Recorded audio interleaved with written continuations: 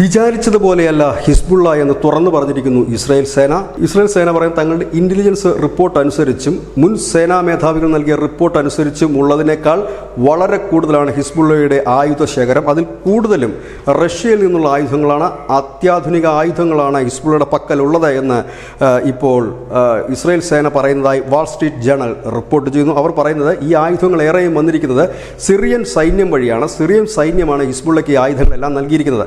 Syrian സൈന്യത്തിന് ആയുധം നൽകുന്നത് റഷ്യയാണ്. അതങ്ങനെയാണ് ഈ റഷ്യയുടെ ആധുനിക രീതിയിലുള്ള ആയുധങ്ങളെല്ലാം തന്നെ ഹിസ്ബുള്ളയുടെ പക്കൽ ഉള്ളത്. അതുകൊണ്ട് തന്നെ ഹിസ്ബുള്ളയെ തകർക്കുക എന്നുള്ളത് വിചാരിച്ചത്ര എളുപ്പമുള്ള കാര്യമല്ല. ശക്തമായ ആക്രമണം വേണ്ടിവരും, കൂടുതൽ ദിവസങ്ങൾ നീണ്ടു നിൽക്കുന്ന പോരാട്ടം വേണ്ടിവരും.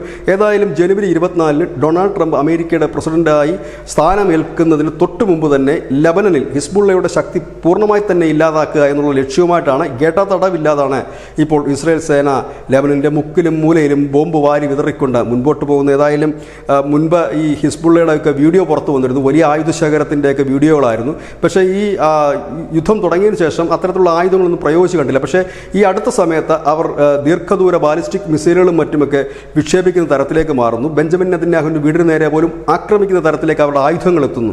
അവിടെയാണ് ഈ ഹിസ്ബുള്ളയുടെ ആയുധശക്തി പൂർണ്ണമായി തീർന്നിട്ടില്ല എന്ന് പറയുന്നത്. പക്ഷേ IDF പറയുന്നത് അവരുടെ ഏതാണ്ട് ഒരു 75% ആയുധങ്ങൾ നശിപ്പിക്കാൻ കഴിഞ്ഞിട്ടുണ്ട്, അവരുടെ ശേഷി, സൈനിക ശേഷി കുറയ്ക്കാൻ കഴിഞ്ഞിട്ടുണ്ട് എന്നുള്ളതാണ്.